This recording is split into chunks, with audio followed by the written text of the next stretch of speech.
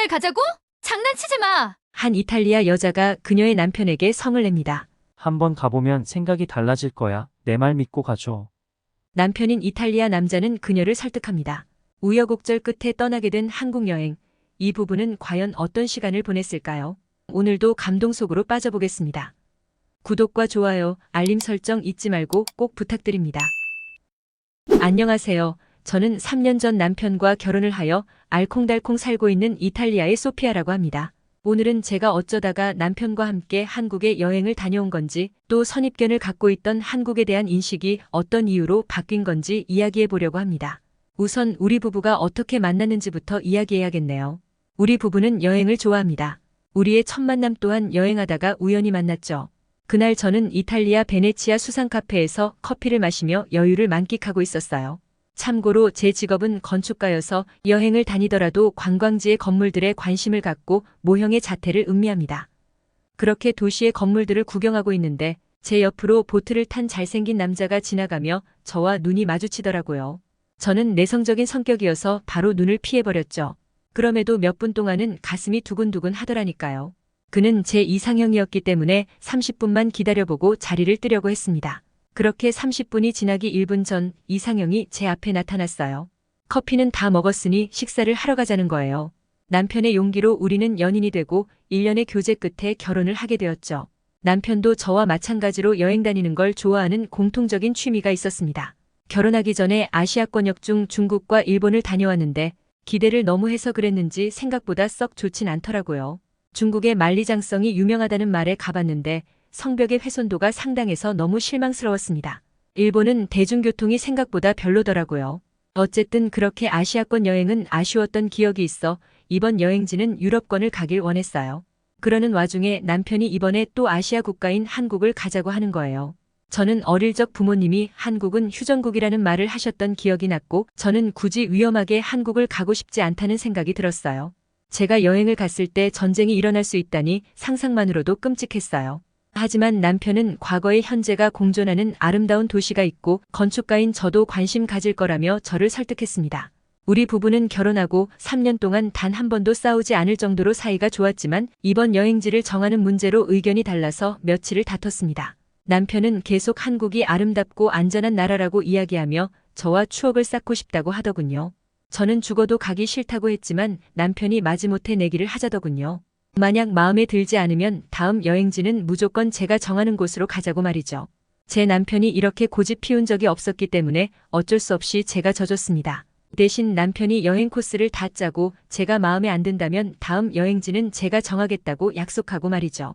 그렇게 우리 부부는 한국행 비행기에 올랐어요. 밤늦게 인천공항에 도착하자마자 공항 내부 시설에 솔직히 놀랐습니다. 휴전국이라는 이미지가 머리에 각인되어 있어서 솔직히 기대를 아예 안 했거든요. 생각했던 곳과는 다르게 건물들이 엄청나게 크고 최신식이었습니다. 솔직히 놀랐지만 남편과 완전히 풀지는 않았기 때문에 놀라는 티를 내지 않았어요. 남편은 하룻밤 잔 다음에 서울과 근교 여기저기를 돌아다닌다고 했어요. 시차 적응 때문인지 벌써부터 너무 피곤했습니다. 그렇게 호텔에 가서 짐을 풀고 잠깐 눈을 붙일까 하는데 남편이 야경을 보고 싶다며 자꾸만 나가자는 거예요. 우리 부부는 또 실랑이를 벌였습니다. 한국의 야경이 그렇게나 예쁘대 정말 안 나갈 거야? 며칠 더 있을 건데 벌써부터 진을 빼는 거야? 휴대폰 그렇게 애처럼 손에 쥐고 다닐 거야?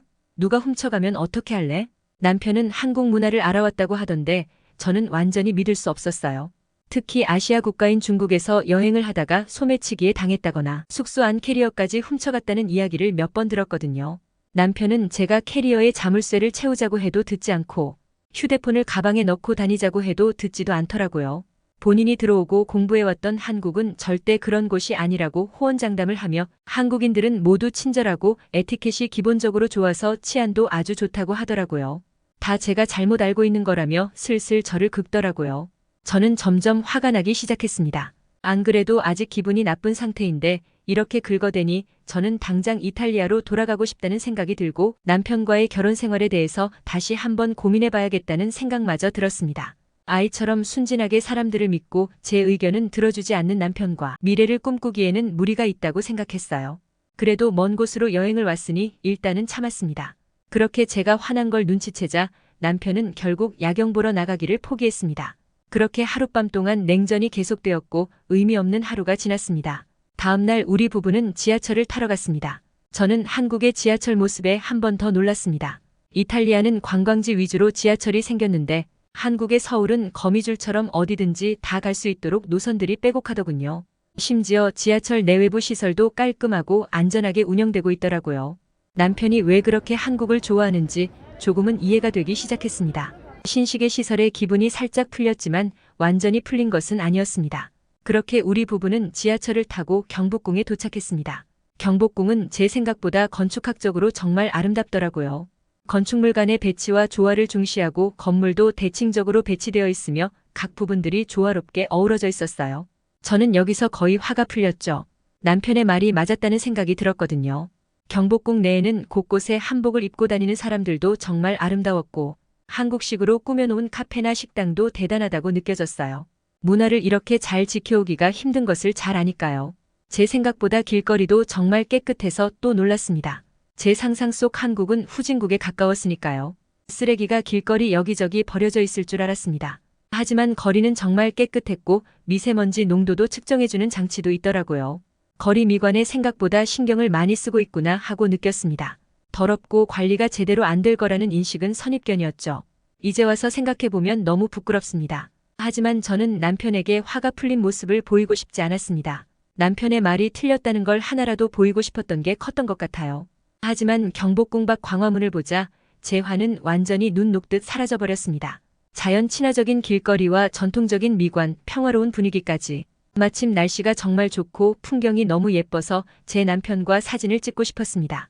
경복궁 안에서 한국 전통 옷을 입고 사진을 찍는 커플 모습이 너무 부러웠어요. 제가 그 앞에서 머뭇대자 남편이 눈치를 챘는지 우리도 찍어달라고 부탁하겠다며 말을 하더라고요. 정말 고민이 됐습니다. 휴대폰을 들고 다니는 것도 불안해 죽겠는데 모르는 사람에게 맡기기가 무서웠어요. 남편은 이미 그들에게 다가가 부탁하고 있었고 그들은 유창한 영어로 흔쾌히 우리를 찍어주려 했어요. 우리에게 영어로 자연스럽게 웃으라며 말을 걸며 여러 번 찍어주더라고요. 처음에 저는 한국인들을 믿지 않았기에 핸드폰을 훔쳐가지 않을까 긴장하고 있었지만 이내 그들의 온화한 미소에 마음이 편안해졌고 정성스럽게 사진을 찍어주는 모습에 기분이 좋아지기 시작했어요. 그들이 찍어준 결과물을 보니까 너무 예쁘게 잘 나왔습니다. 완전 화보가 따로 없었죠. 인스타그램에 당장 올리고 싶은 사진이었어요. 그제야 당시의 풍경, 날씨, 행복해 보이는 사람들의 모습, 그리고 결정적으로 가장 중요한 제 남편과 이곳에 있다는 사실이 느껴지기 시작했습니다. 우리는 즐기기 위해 한국에 여행 온 건데 제가 내내 불평을 하느라 분위기를 망치고 있었던 거죠.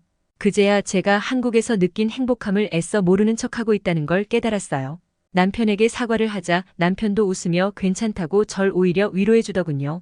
우리 부부가 진심으로 행복하게 웃으며 서로를 보고 있는데 한국인 커플 중 남자가 자신의 카메라로 우리를 찍어주었어요. 그 사진은 말로 설명할 수 없이 정말 아름다웠습니다. 프로 사진작가가 찍은 화보인 줄 알았어요. 살짝 노을진 하늘과 건축물, 그리고 행복해 보이는 저와 남편의 모습은 눈물나게 아름다웠어요. 너무 잘 나와서 이대로 지우기에는 아까우니 원본을 보내주겠다더라고요. 인스타그램 아이디를 알려주면서도 너무너무 신났어요. 아이가 된 것처럼 방방 뛰고 싶었지만 꼭 참았습니다. 남편은 제 감정을 알아챘는지 그 한국인에게 고맙다고 몇 번이나 말했어요. 그렇게 커플과 헤어지고 우리는 하루 일정을 마무리했습니다. 그날 저녁 식사를 먹으면서 남편에게 사과했어요. 한국이라는 나라를 너무 안 좋게 본 것 같다고 말이에요. 다음 날 우리는 북촌 한옥마을로 향했습니다. 한옥마을의 자태에 감탄을 하며 걷고 있는데 멀리서 익숙한 얼굴이 걸어왔습니다. 어제 사진을 찍어준 한국인 커플이었어요. 우연히 만나자 너무 반갑더군요. 제가 아는 척을 하자 그 한국인 커플이 친절하게 가이드를 해준다고 하더군요. 고맙게도 그들은 한옥마을 여기저기를 설명해주면서 가이드 역할도 해주고 어제처럼 사진도 열심히 찍어줬습니다. 우리 부부는 너무 고마운 마음에 카페에서 커피라도 대접하려고 했고 커플은 혼쾌히 동행했습니다. 이런저런 이야기를 하다 보니 둘은 결혼을 준비하고 있으며 결혼하기 전 선배들의 조언을 듣고 싶다고 하더군요. 그리고 한국에서의 좋은 추억을 이탈리아에 있는 지인들에게도 널리 알려달라고 말했어요. 자신들이 한국 문화를 알리는 데 관심이 많다면서요. 우리는 그러기로 약속했습니다. 함께 대화하는 게 너무나도 재밌는 나머지 우리는 밤까지 술을 함께 마시며 진솔한 이야기를 나누었습니다. 저는 한국에 오기 전 제가 한국에 느꼈던 감정과 제가 무지했기에 저지른 실수, 그리고 처음에 한국 사람들을 의심했던 사실들을 털어놓았습니다. 술기운 덕분에 솔직한 마음이 나오더라고요. 하지만 술기운이 있어도 실수를 발설하니 스스로 정말 창피하더군요. 제가 한국에서 죄를 지은 건 아니지만 고백하는 기분이었어요. 커플 중 여자는 편견은 가질 수 있는 건 당연하지만 그 사실을 인정하고 바꾸려는 의지가 대단하다고 하더군요. 그 말에 저는 위로와 감동이라는 감정을 모두 느끼고 한국인은 정말 따뜻한 마음을 가졌다고 한 번 더 느꼈습니다. 한국이 제게 큰 선물을 주었다고 생각했어요. 남자는 이것도 인연인데 나중에 이탈리아에 놀러 가겠다며 웃었지만 우리가 다시 한국으로 오겠다고 했습니다. 그러자 남편이 놀란 듯 눈을 크게 뜨더니 이내 웃더라고요. 제가 다시 한국에 오자고 할 줄은 상상도 못했다고 하더라고요. 그들과 한여름밤 꿈같은 추억을 나누었고 아쉽지만 서로의 일정이 있어 헤어졌습니다. 남편과 꽤나 빽빽한 남은 일정을 소화하면서도 하나도 힘들지 않았고 한국과 한국인들에게 애정을 가지게 되었습니다. 정말 최고의 기억이었죠. 그렇게 우리는 아무런 문제 없이 한국 여행을 무사히 마칠 수 있었어요. 저는 이탈리아에 가서 부모님에게 여행 이야기를 여러 날에 걸쳐 했습니다. 인스타그램에 올린 사진 자랑도 엄청나게 하고요. 저는 부모님도 나중에 같이 한국에 가자고 제안했습니다. 정말 웃기죠. 그렇게도 가기 싫어했던 한국이었는데 홍보대사가 되어버렸습니다. 하지만 아직은 부모님은 한국에 대한 인식이 바뀌진 않은 것 같아요. 여러 차례 설득해서 함께 한국 여행을 가서 그때 그 커플을 다시 만나고 싶습니다. 어떻게 보셨나요? 처음엔 한국에 죽어도 오기 싫어하던 소피아 씨가 한국 대표 홍보대사가 되어버렸네요. 소피아 씨를 가이드해준 한국 커플처럼 시청자분들도 여행 온 외국인들에게 좋은 추억을 남겨주셨으면 좋겠습니다. 오늘의 사연이 재미있으셨다면 댓글로 여러분의 생각을 자유롭게 남겨주세요. 그리고 재미있는 사연이 있으시다면 메일로 남겨주시면 영상으로 제작하도록 하겠습니다.